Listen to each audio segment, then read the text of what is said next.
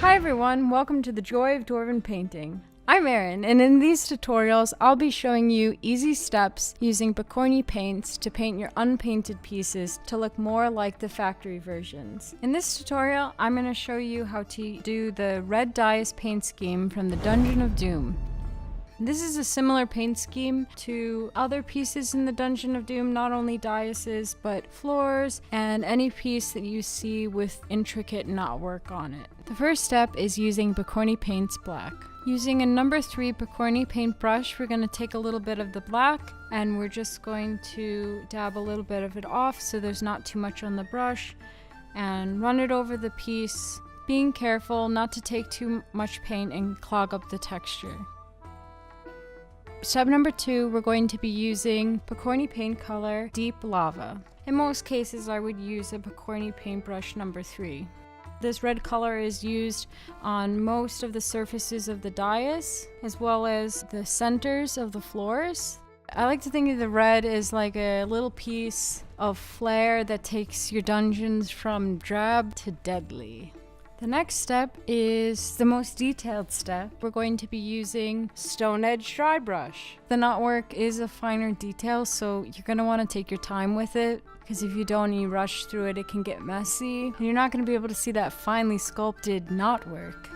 We recommend for this step using a detail brush.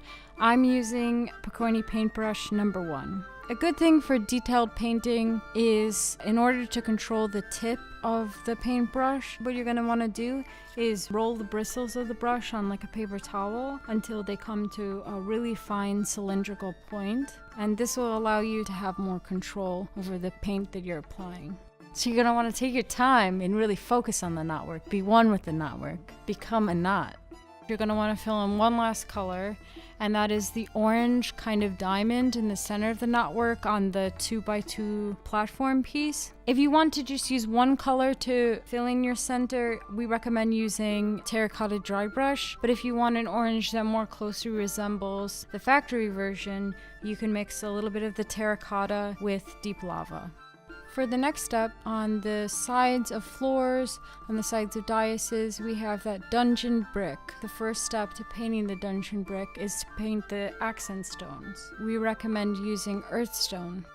The brush size that I'm using for this step is Pokorny Paintbrush number 3. We recommend painting some of the accent stones in clusters, but mostly kind of separated and random. And then once you're done with this, you're going to let that dry, because the last step is the dry brush. So after you've let your pieces dry, you're going to want to dry brush your pieces. If you're new to dry brushing, check out this tutorial in our playlist. Now this is the same dry brush color as all the dungeon pieces.